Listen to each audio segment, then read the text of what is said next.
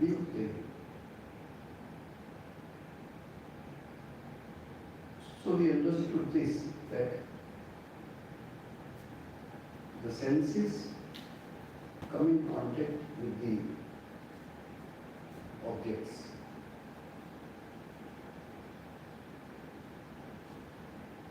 The knowledge of, or the knowledge about the object, these five senses of knowledge, jnanendriya, gathers it,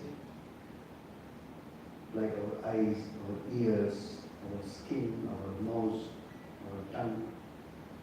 These are the five senses we have, and we experience this world through these five senses. We don't have any other experience beyond these five senses, but we cannot have. We have the experiences of this world with these five senses.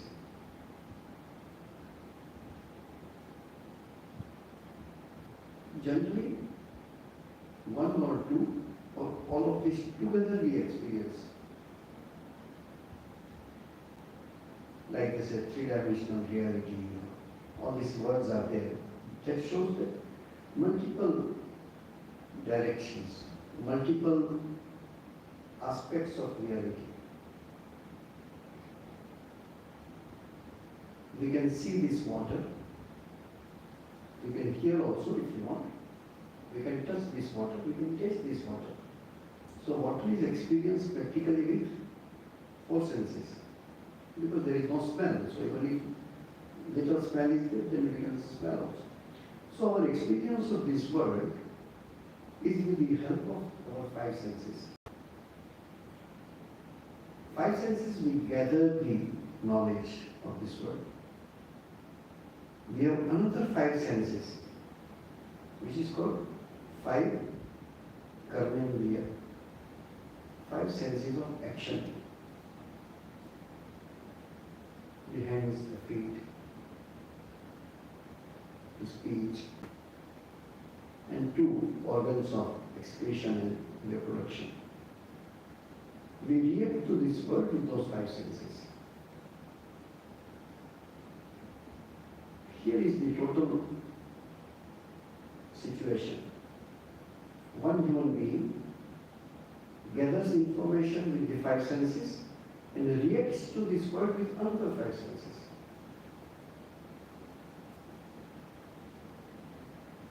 Action takes place, you see something, you hear something. The effect will come to the place, or the total action will be completed when you react to it.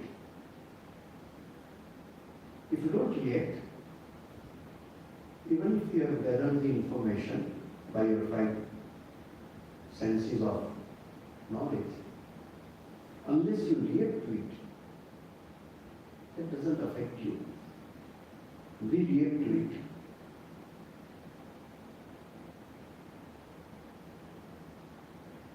When somebody says some words to you, and you react to it because of anger or because of which other feelings, then the action escalates with your reaction. Not to react is a big virtue.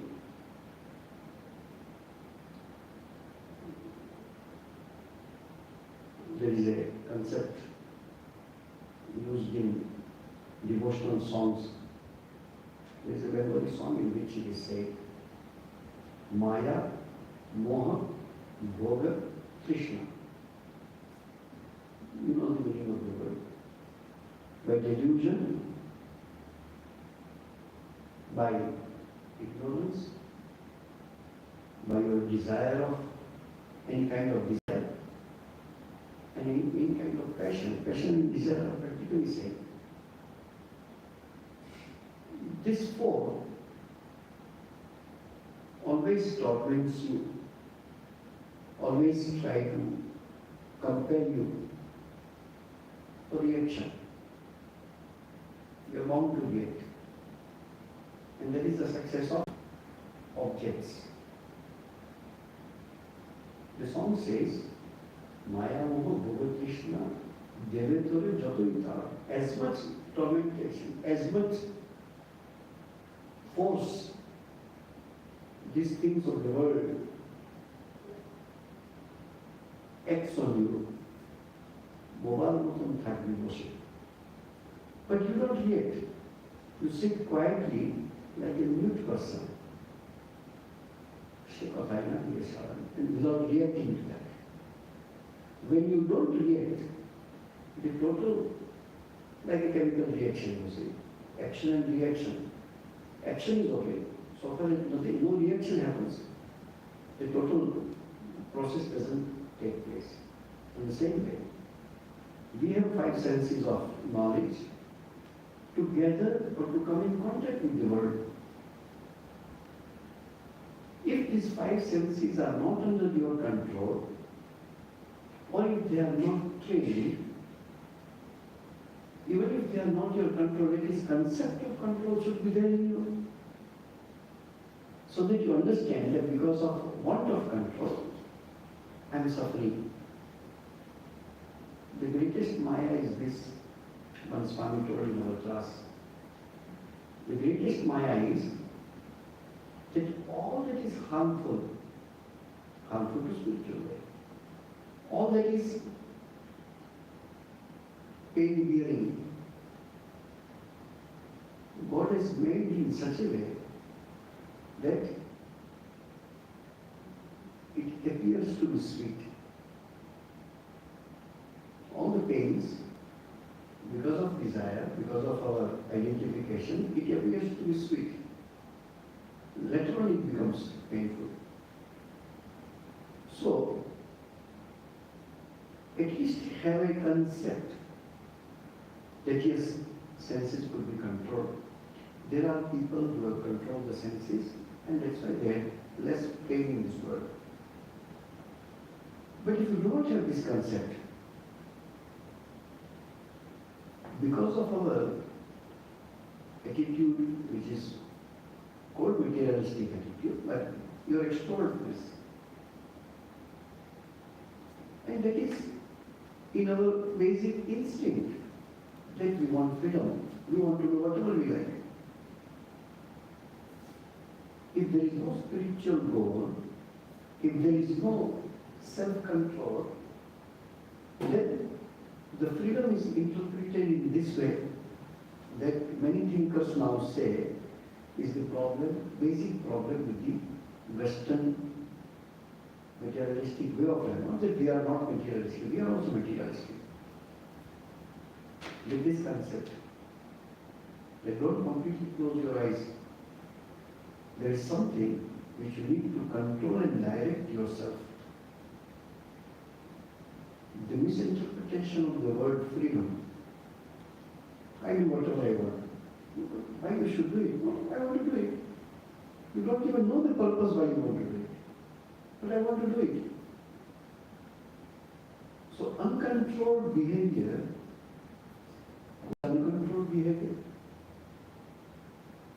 animals. Animals' instincts are uncontrolled. There is no sense of control in animals. They want to do it, they will do it. A human being thinks whether I should or not. That's why we are different. We are different than other animals because of this. Religion, spirituality comes much later. It is the basic discrimination, what is good, what is not good. If that is not there, then you are in the category of animals in human form. As I was telling, in our childhood we have learned some shlokas. Very interesting. In my opinion, every child should learn this shloka. First shloka is very common. Ahara nibla bhayamaitunam cha samanyameta pasubhi narana dharmo hi tesam adhiko vishesha dharmena hina pasubhi samana. simple shloka can guide your life. Ahara, eating, nidra, sleep, bhaya, fear, maituna, any act of enjoyment. Samanya method, pashubi, no. This is common. Samanya is common. There is common in human being and animal. You want to eat, animal want to eat. You want to sleep, animal want to sleep. You are afraid of few things, animals are afraid of something. Animals have different kind of desires. Generally it is for sexual desire, but any kind of desire. Human being also has. Then comes dharma, a moral code of conduct. You should eat. You eat everything? No. You eat any time? No. You eat anywhere? No. So you eat in proper time and proper place. Anyone doesn't understand this. Moral code of conduct. You are afraid of everything? No. Some life-threatening things, we are afraid. We are afraid of animals, insects, everything we are afraid of, no doubt. But without reason, you are not afraid. There is a logic. Nidra, sleep.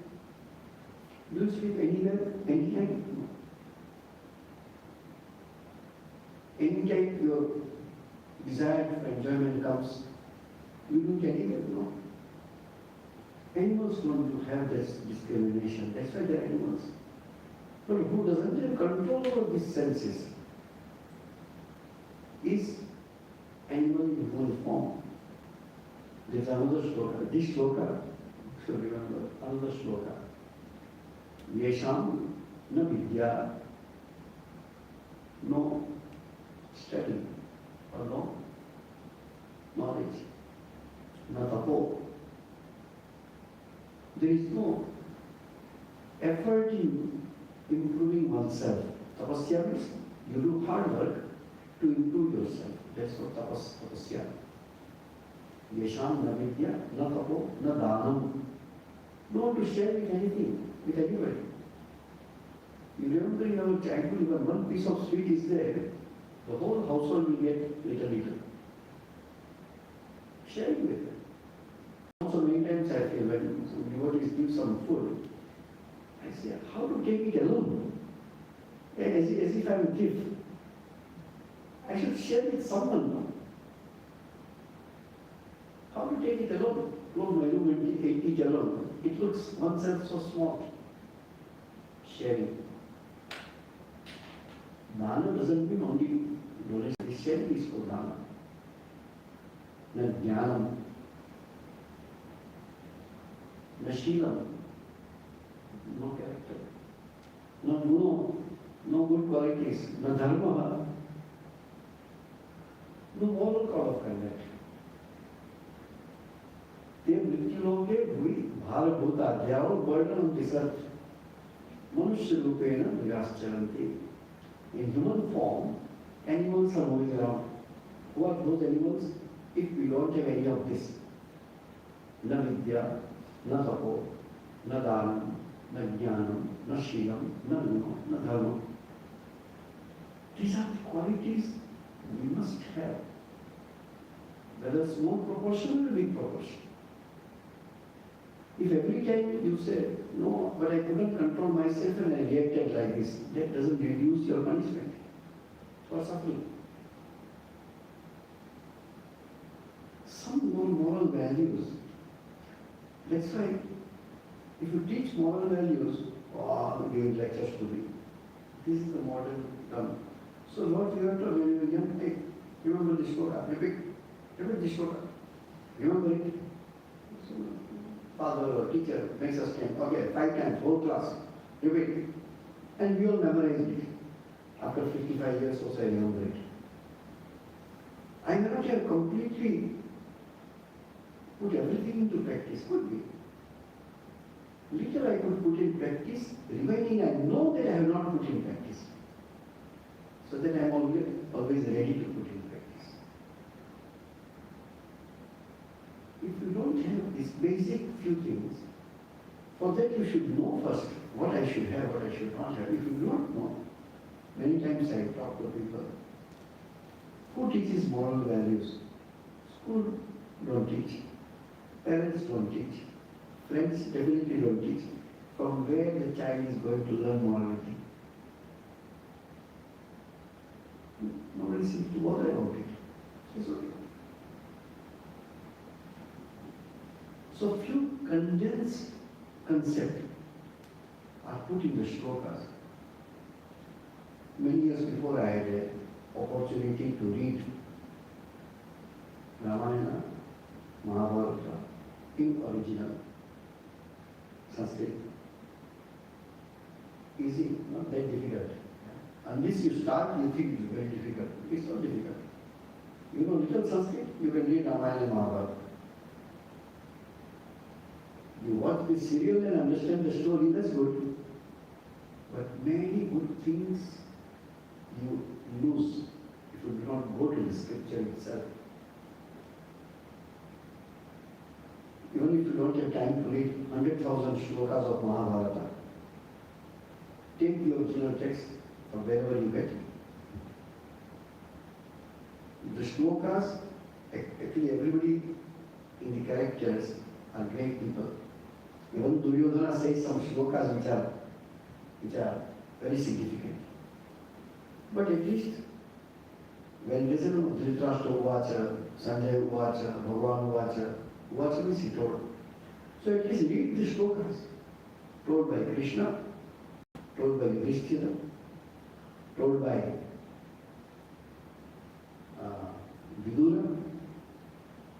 At least these people stand for truth, stand for moral code of conduct. So every character in Mahabharata is great. So, with little or more control over the senses makes all the difference.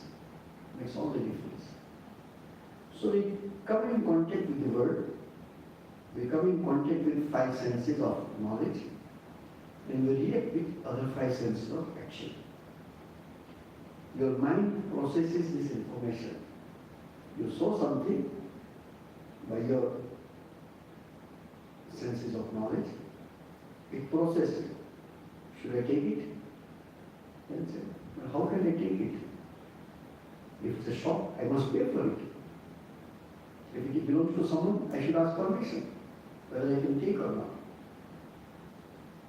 Then only you take. This information is processed in your mind. And this process will become good provided you have this basic knowledge of moral code of conduct. Otherwise you behave like an animal. You put something, do you think the dog will think, belongs to someone or not, whether I should pay or not? No. It likes it eats. Then people will throw the stone. If we are human beings, this concept should be in our mind in terms of processing the information which we gather from this world and then react with our senses of action. If this is not processed properly with the help of this information of scriptures or traditions, we behave like an animal. All human behavior which are uncontrolled in colloquial Indian languages, always the example is of animal. He sleeps like a pig. He is angry, he bites like a scorpion. So his words are poisonous like a snake, all example of animals. Uncontrolled behavior is found in animals. They are born with it. The famous story of Guru Nanak. Nanak Dev Ji was founder of Sikh religion. He found a scorpion being swayed away in the current. So wanted to take and save it. And therefore immediately bites. And because of that, it falls again in the water. Guru Nanak again tried. It again bites. Again falls in water. Guru Nanak again tried. So an onlooker, his disciple, and devotee says, "Sir, why you are doing that? That fellow is continuously biting you. Let it go, somewhere it will be saved." Guru Nanak says,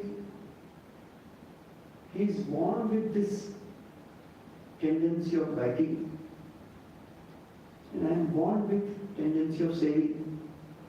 He is so stubborn that he is not ready to leave his qualities.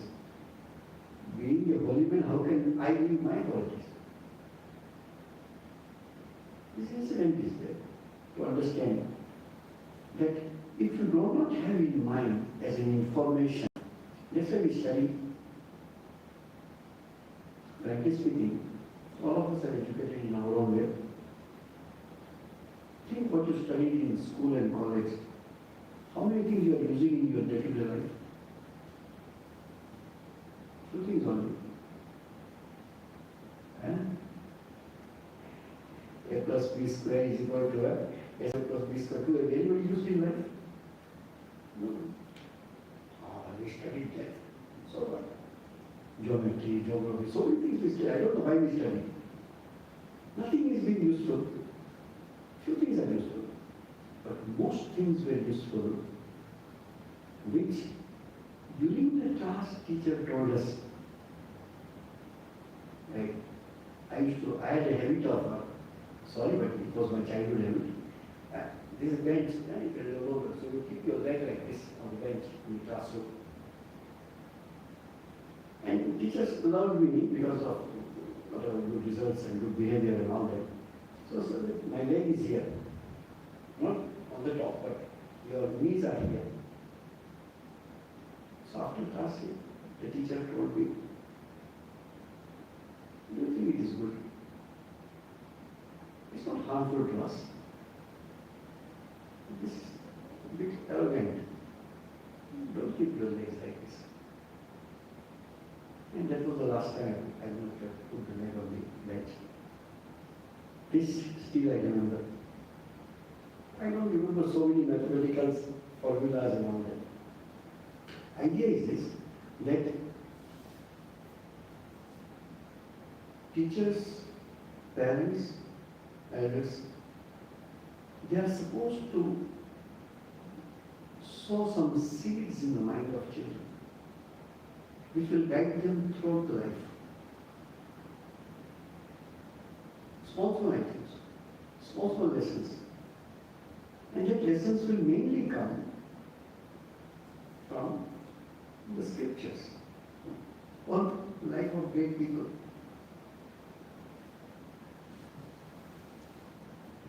But if that is absent, from where you will get the higher values? Nowhere. That's why the society becomes weaker and weaker. No strength to fight because of these lower natures which we are born with. You don't need to be taught, and when you are hungry, find out some food from somewhere. You will find your way out. If you don't have money, you will go to somewhere. You have money, you will go and buy it. Or whatever is suitable you eat. Many times we say this. Whatever food is given to you, you eat. You select. If you go to a restaurant or a food court, will you say, "Give me some food to eat"? That means so many items and you select. You select according to your requirement. For food we are conscious. Oh, I have diabetes, so I don't take carbohydrate, or I don't take oily. All these things we have good. But that food which you take through the mouth, what about the food which you take through eyes? What about the food which you take through your ears? No discrimination. I am also the same thing. Little here, little there.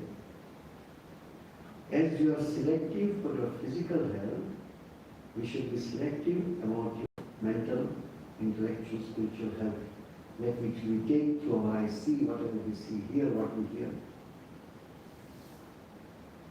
So, Sri Krishna beautifully says here, Videyatma, person who is self-controlled man, what he does with his senses, how his senses are, raga, dvesha, viyukta, the senses are free from attachment and aversion. Atma vashyehi indriyahi, senses which are under his control. This Videyatma, this person, because of his controlled senses, prasadamati gacchati. He gets a kind of ground to stand. Why I am telling ground to stand?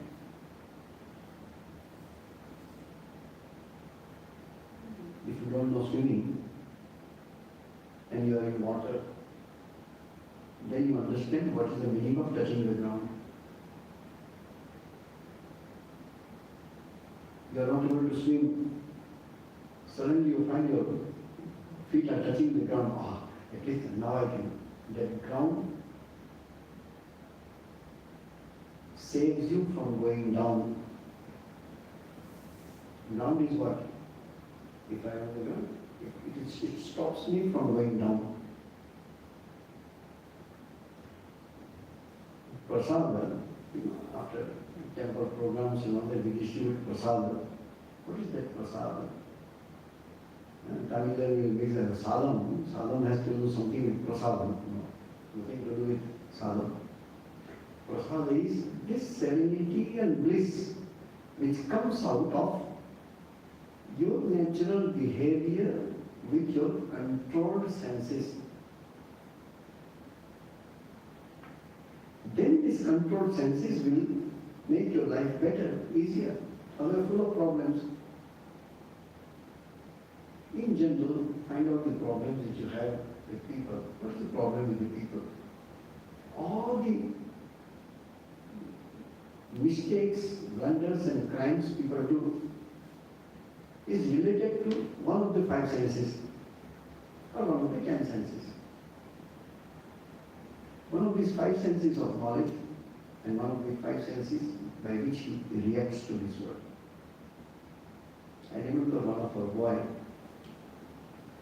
very good boy, and he speaks English much better than me. I told him that the amount of tenacity which you have to read, believe me, he read the 7 volumes of Harry Potter staying in the voice of, I don't have patience to read so much. And suddenly he was caught for shoplifting.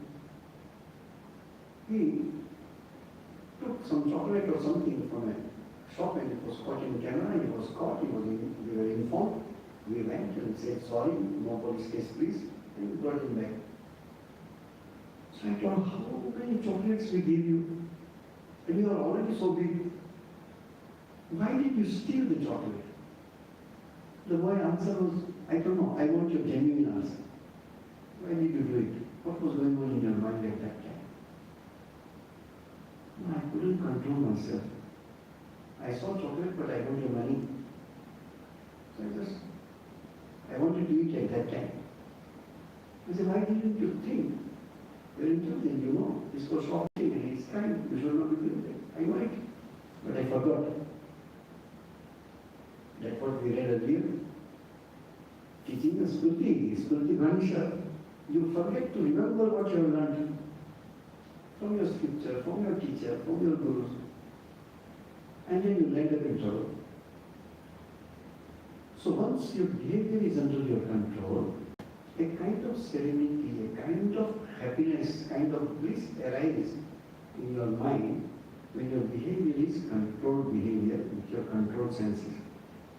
Prasade sarva dukhanam hanihi. This prasada, which comes, there is another meaning of it. When temple you sing bhajans or hear lectures or do some spiritual practice, a kind of peace comes to your mind, a kind of happiness comes to your mind, a kind of satisfaction comes to your mind. That is real prasada. The outcome of your spiritual practice is called prasada. This what we give is a symbol, symbolic prasada. Sometimes you may ask a question, why prasad is always sweet? Huh? Why don't you give some kachori or something? Why prasad is always sweet? No temple, no Hindu temple will give you salted prasad, always sweet prasad. Why? That symbolizes the happiness, pleasure, bliss. That symbolizes. You can give anything, but generally sweet is given. So it says, prasada sarva dukkhanam hanihi. When you are free from this negativity, prasanna chetasohi ashu buddhi paryavatishtate. And there is a continuous process that every time you are happy, there is a sattvika feeling in you. When your mind remains in much higher or better state of mind, your intellect becomes steady. Your resolutions become steady. You know, one word which you hear is called Ashu. Ashu means quickly, faster. Therefore Shiva's name is Ashutosha. Why Ashutosha? Very easily get satisfied. One below, oh Namah Shivaya, okay, what you want. Of course in the TV serial only you see. But in the whole Puranas you see, Shiva is the first person to be happy. On whom he is happy, he doesn't know. That's all the demons are worshippers of Shiva. You will find. You will not see a demon worshipper of Vishnu. Why? Shiva is in Samadhi, and therefore we tapasya which makes Shiva happy. Okay. What you want? No, I don't want to die. You must die. Put some conditions. So Ravana says, I should not be killed by any human being. Oh, okay. Now it is Vishnu who is the maintaining the whole universe. How to give a death to the person without human being? So monkeys came, Hanuman came, etc. Famous story of Hiranyakashipu, father of Prahlada. I should not die in the house, outside the house, neither in the day nor in the night. All moons are given by whom? Or Shiva, Ashutosha. So, prasanna chetasohi ashu buddhi paryavati. Your intellect becomes firm. What will do with the firm intellect? Established intellect. Think that you achieve a state. Then meditation becomes spontaneous. You don't need to put effort. Most of us have no idea what that life is, where you close your eyes and you start meditating without any obstruction. Most of us struggle to meditate. Whole life goes in struggling only. We never meditate actually. Struggle to meditate. Think that your mind becomes so stable that your natural state of mind is meditation.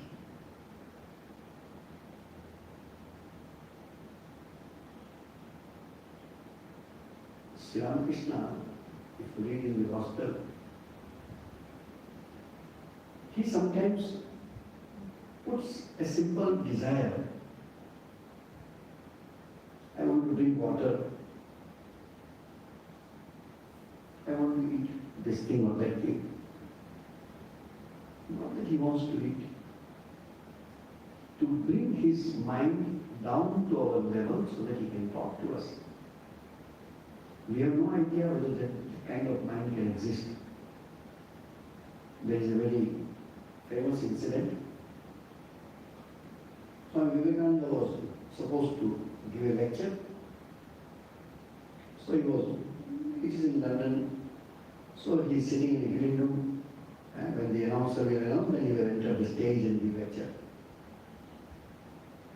This MacLeod or somebody enters the green room and finds Swamiji is standing in front of a mirror, making his collar okay, making his turban okay, making his shirt proper, whether everything is okay.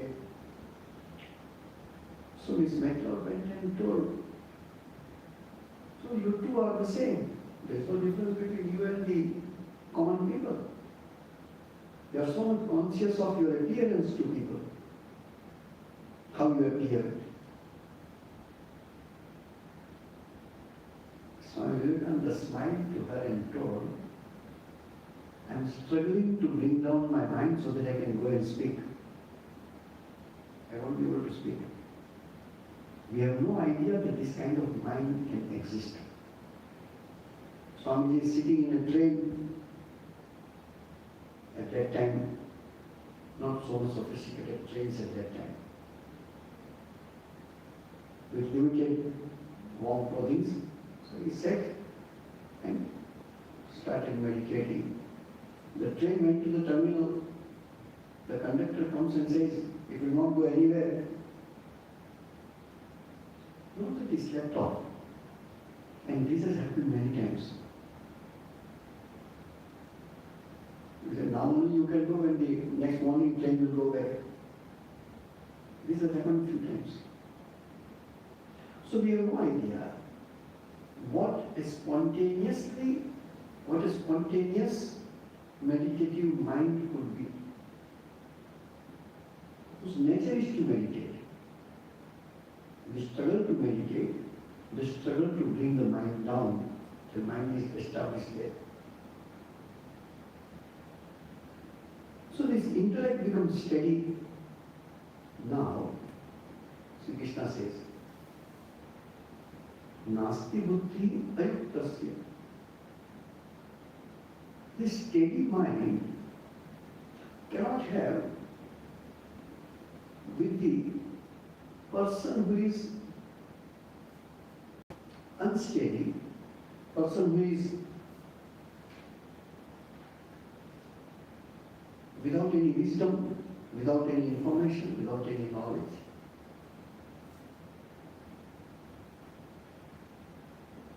If you are sent to the war front to fight the battle without any weapons in your hand, you can't fight. In the same way, a child comes to this world, these are the weapons to give in his hand. Some basic moral and spiritual ideas. Otherwise, that poor man has no way to survive in this world. So he or she will go along with the current of this world. Whatever he gets, what friends he will get, what people teach him, he will learn that. So it is good to teach values before the child picks up wrong values. Same thing we can do to ourselves. Instead of getting some haphazard, some strange ideas about spiritual life, we must read from the genuine sources so that our information remains good and we can have a balanced life. So, nasti buddhi ayuktasya. Without wisdom, without this kind of teachings, the mind doesn't become steady. And the unsteady mind doesn't get any further. Nacha ayuktasya bhavana. And this person, ayukta, one who is unsteady man cannot meditate. And if you cannot meditate, from where you will have a peace of mind? What is the peace of mind? You apparently get peace of mind generally from very common sense of the term. Generally, peace and happiness we combine and mistake sometimes what is peace, what is happiness.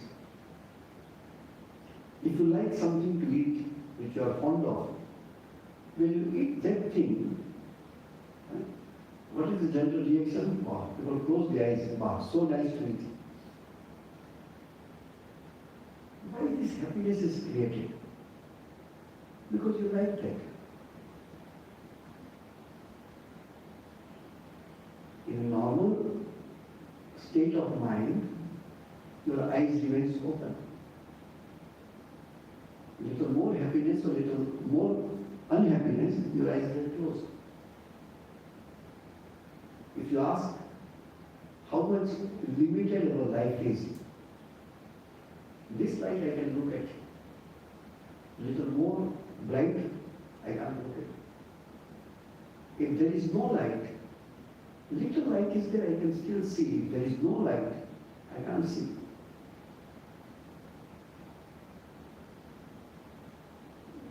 We can tolerate up to a certain extent. We can tolerate the absence of something up to a certain extent. So our existence, our misery, our happiness, everything is in a limited spectrum. We are all happy. In a way, we are able to breathe. Why we are able to breathe? Because we are in a situation which we are habituated to. If suddenly you are taken 10,000 feet height on a mountain, you can't breathe. Why you cannot breathe? Because you are not habituated with the lesser pressure. Swami gives this example in his lecture. The fish, they say, if you want, you can search for it and you will get. Think of the ocean, here is the surface of the water, and then 100 meters, 200 meters, 300 meters, go down.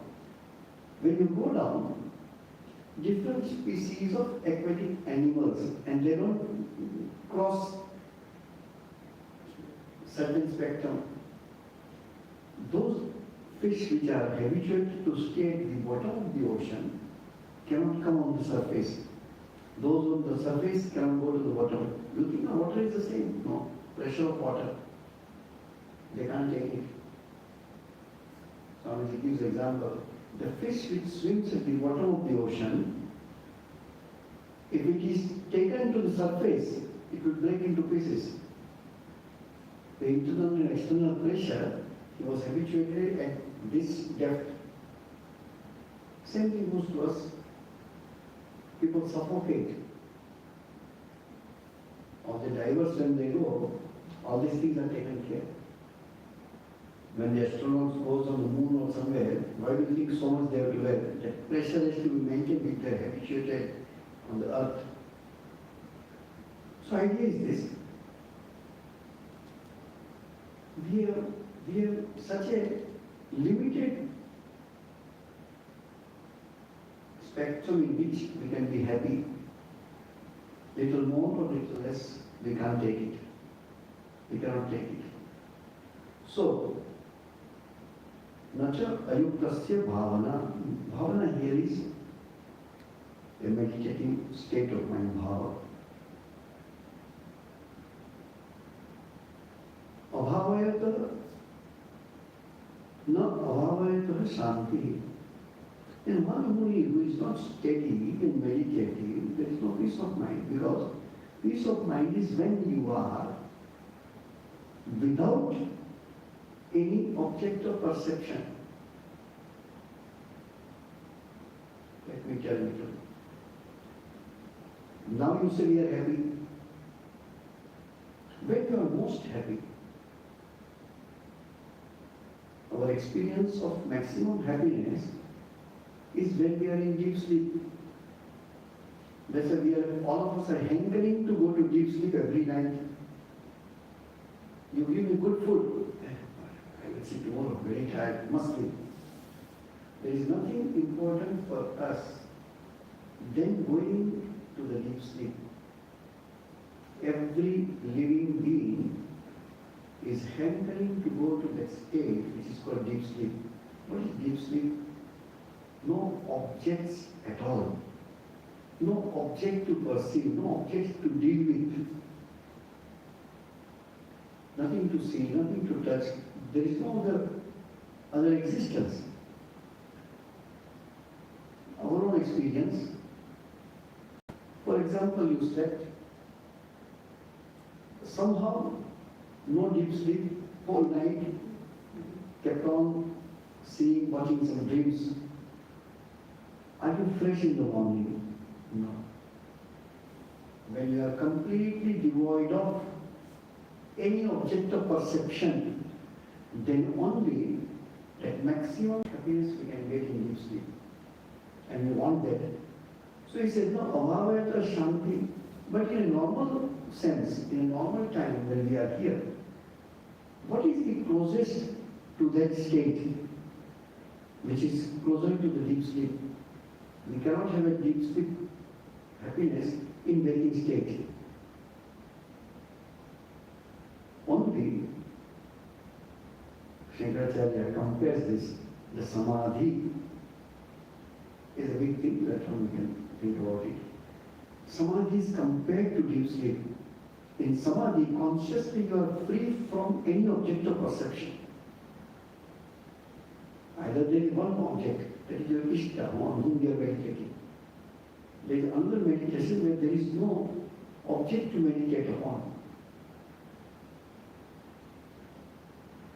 In deep sleep, because there is no object to perceive, you are intensely happy.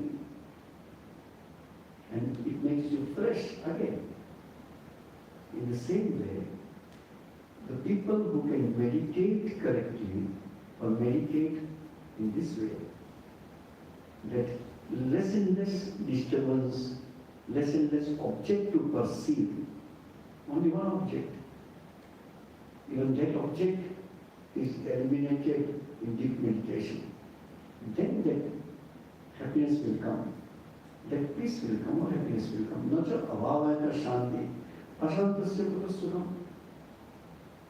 And if you don't have peace of mind or happiness, if you cannot taste, that person is unhappy person. That's why you will find it has nothing to do with, sometimes poor people are happy. Not that rich people are not happy. But happiness has nothing to do with this. That should create happiness in your mind. I have seen people, highly professional, earning very, very well, established in the society, sitting with the who's who, that kind of state, but no happiness. That sometimes come to us and say, so much unhappiness in family life, this and that. Is it because the few slokas which we learned in childhood, you didn't learn? Few basic concepts of life. So here, I just introduced this topic. Next week we can. Next Sunday, of course, there is no lecture. Sunday next after that. You see, prasade sarva dukkhanam haniyasya upajayate prasanna chetaso yashu buddhi paryavatishthate. Buddhi becomes sthir. Nasti buddhi ayuktasya. Nacha ayuktasya bhavana. Nacha avavayata shanti. Ashantasya kutasukam. So this is step again, as earlier we saw the step, Jayata, Vishyan, also the degradation steps, here the step of ascending higher. We shall see next time. So next Saturday and Sunday is Chinese New Year, and you will get the notice. Please register for the retreat on 10th morning, and 11th Sunday evening, the guest family who is coming from Melbourne will lecture here at 5:30. Om Shanti Shanti Shanti Hari Om Tat Sat Sri Ramakrishna Mission